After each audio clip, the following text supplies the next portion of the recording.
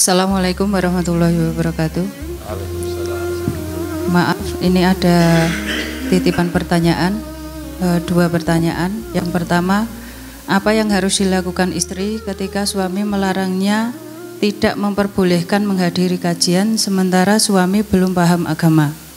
Yang kedua, apa yang harus dilakukan ketika suami melarang istri tidak memperbolehkan kerja sementara ekonomi keluarga kurang? Itu saja pertanyaan dari teman saya. Okay. Assalamualaikum warahmatullahi wabarakatuh. Assalamualaikum warahmatullahi wabarakatuh. Okay. Bagus ini pertanyaannya, okay, yang mungkin penting untuk diketahui juga oleh para akhwat dan ummahat. Ketika suami melarang seorang istri untuk mengerjakan satu amal soleh, ya, dasarnya hadis Rasulullah SAW yang diriwayatkan oleh Ummul Mukminin Aisyah radhiyallahu taala anha, la ta'ata li makhluqin fi maksiatillah innama ta'atu fil ma'ruf. Tidak ada ketaatan bagi makhluk di dalam bermaksiat kepada Allah, karena hakikat ketaatan itu hanya dalam perkara yang ma'ruf, perkara yang baik. Nah, melarang kajian itu termasuk bentuk maksiat. Tapi yang penting untuk diperhatikan, kenapa melarang kajian? Kenapa melarang menghadiri kajian? Karena menghalangi istri untuk dapat ilmu. Artinya dia masalahnya itu karena memang nggak boleh istri ini belajar. Ya, ingin menutup akses ilmu bagi istri. Nah, kalau perkaranya ini alasannya, maka dalil tadi cocok untuk diterapkan, bahwa tidak boleh seseorang itu taat kepada siapapun di dalam hal bermaksiat kepada Allah. Sedangkan menuntut ilmu itu hukumnya wajib. Mungkin ada yang mengatakan begini, ya Ustadz, mungkin kan sekarang nuntut ilmu nggak harus hadir kajian. Ya memang benar tidak harus hadir kajian, kita bisa dengan baca kitab, kita bisa dengerin YouTube, bisa dengerin dari televisi seumpamanya. Tapi di momen-momen tertentu ada beberapa jenis kajian yang mana ilmu itu tidak bisa kita dapat di tempat lain. Gitu. Saya contohkan mungkin seperti majelis takon ini. Mungkin akan sangat keburukan. Ya. Menghadiri majelis-majelis taklim yang menjelaskan tentang perkara fikih pokok, bahkan ada yang kaitannya itu perkara fikih wajib seperti masalah toharoh, kemudian tentang tata cara sholat, itu fikih wajib yang setiap wanita harus ngerti. Ya, tentang masalah mungkin fikih tentang berhijab, ya, batasan-batasan aurat, itu perkara yang wajib. Kalau sampai nggak hadir di majelis taklim itu sehingga kita tidak dapat ilmu, dosa kita. Nah, yang seperti ini kalau kita dilarang oleh kalau ada seorang wanita dilarang oleh suaminya karena ini, maka tidak wajib baginya mentaati suami tersebut. Nggih, dalam perkara tadi. Tapi mungkin ada tendensi lain. Contoh ini mohon maaf kalau contohnya ternyata kok sesuai realita gitu nggih. So, umpama suami ngelarang hadir kajian majelis taklim karena suami tahu di majelis taklim tersebut ada mantan istrinya seumpamanya. Nggih.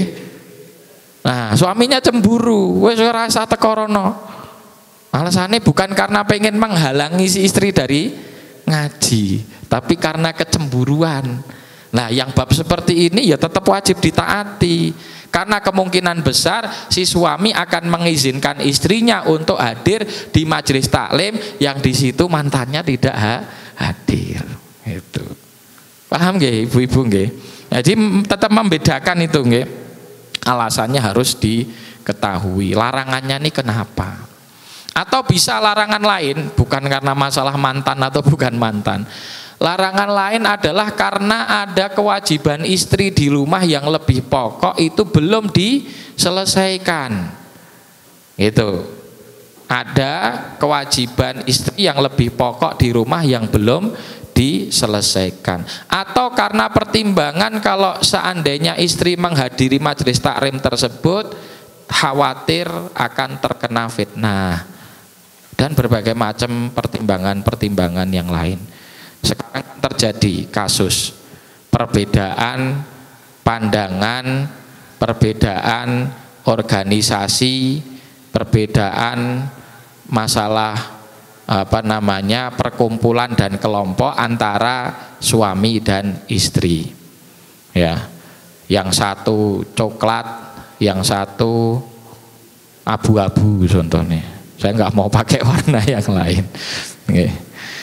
Nah, kan beda gitu. Terus si suaminya ini melarang istrinya hadir di satu majelis yang warnanya beda dengan suami tadi. Suaminya coklat, istrinya abu-abu. Istri mau hadir ke majelis taklim yang abu-abu, suaminya ndak boleh, ora oleh. Kowe nek meh ngaji ning kono ora oleh teko. Ini gimana hukumnya? Nah, apakah itu nanti masuk kepada asal dasar maksiat? Nah, kaedahnya adalah kepada tadi, seandainya ilmu yang diajarkan di sana itu ilmu wajib yang jenengan belum tahu masalah itu dan tidak ada kajian lain atau materi lain terkait materi wajib tadi kecuali di majelis itu, nggak peduli itu coklat, itu abu-abu, itu warna apapun, tetap jenengan wajib hadir. Nih. Jadi patokannya itu bukan di masalah kelompok-kelompoknya enggak, tapi masalah apa? Ilmu ini ilmu wajib apa bukan? Kalau itu ilmu wajib dan jenengan itu belum paham masalah itu dan wajib untuk mempelajari, maka wajib didatangi. Paham nggih? Bapak-bapak, ibu-ibu sama ini sebetulnya. Nanti bapak-bapak juga harus bijak ya dalam memilah-milah, memberikan izin. Ya, memang kadang ada situasi tertentu suami itu melihat maslahat bahwasanya istrinya lebih baik tidak hadir dalam satu majelis. Mungkin boleh yang seperti ini, boleh. Itu boleh. Kalau ikut di majelis itu malah tak jadi tambah ada satu majelis taklim, harusnya majelis taklim itu mencerahkan. Tapi majelis taklim isinya gelendengi wong, ngerasani wong. Kan gitu. Ya. Waliyadzubillah, pembicaranya sendiri itu ngomongin orang, ngomongin fulan, ngomongin alan. Nah kan bahaya kalau istrinya hadir ke situ malah jadi majelis ghibah. Nah, maka suaminya ngelarang. Umi ndak usah datang ya ke sana ya, wis di rumah aja. Akhirnya dengan dalih bahwa wah ini maksiat ini suami saya, berarti la ta'ata li makhluqin fi maksiatillah, saya tetap ngeyel. Itu enggak benar seperti itu. Ya, dalam kondisi alasan melarangnya gara-gara hal tadi, istri wajib taat. Paham nggih ibu-ibu nggih? Nah, tayab yang kedua adalah tentang masalah bekerja bagi perempuan atau bagi istri, ya, suami tidak mengizinkan padahal ekonomiku kurang. Ya, pertanyaannya, apakah suami itu bekerja atau tidak? Kalau dia sudah memaksimalkan usaha untuk bekerja, kemudian qadarullah rezeki yang didapat itu dirasa masih belum cukup, maka dalam hal ini lebih baik seorang istri untuk tetap bersabar. Seorang istri tetap harus bersabar dengan kondisi keluarga tadi meskipun suaminya tidak mengizinkan dia bekerja. Meskipun suaminya tidak mengizinkan dia bekerja, jangan sampai dengan dalih ingin memenuhi kebutuhan keluarga, jenengan memaksakan diri untuk bekerja dan menyelisihi perintah dari suami. Banyak madharat yang tidak kita duga dan tidak kita prediksi. Ada satu keluarga, ya, sebelum istri sibuk bekerja, keluarga ini harmonis, keluarga ini baik, keluarga ini sakinah mawaddah warahmah, baik-baik saja. Meskipun rezekinya kurang, sering pas-pasan, tapi alhamdulillah kondisi di rumah tangga itu baik. Meskipun sesekali ya kadang pusing, sesuk mangan apa, gitu. Nah, setelah kemudian si istri memaksakan diri bekerja, padahal suaminya tidak mengizinkan, terjadilah kemudian problematika keluarga bersamaan dengan apa? Bersamaan dengan rezeki dari Allah yang kadang ditambahkan kepada keluarga tadi. Memang duitnya ditambah sama Allah, penghasilan istri lebih banyak kadang sama daripada suaminya, kebutuhan-kebutuhan tercukupi, tapi kemudian terjadi prahara dalam rumah tangga, sering cekcok, terjadi kecurigaan, dan kadang wala'iyadzubillah, saking seringnya si istri ini keluar, kemudian dia kepincut dengan laki-laki lain. Wah, terjadi masalah yang seperti ini. Itu berarti tanda Allah mencabut barokah dari keluarga tersebut. Nih, jadi sebaik-baik, senyaman-nyaman kita berumah tangga itu ketika rumah tangga kita harmonis. Ya, jangan sampai masalah rezeki dijadikan dalih untuk diri kita justru merusak keluarga kita sendiri. Percaya, yakin sama Allah, doa dengan doa yang tulus. Ada kalanya Allah akan mengeluarkan kita dari kesusahan dan Allah akan angkat derajat keluarga di dunia dan juga di akhirat. Nggih, demikian nggih ibu-ibu nggih.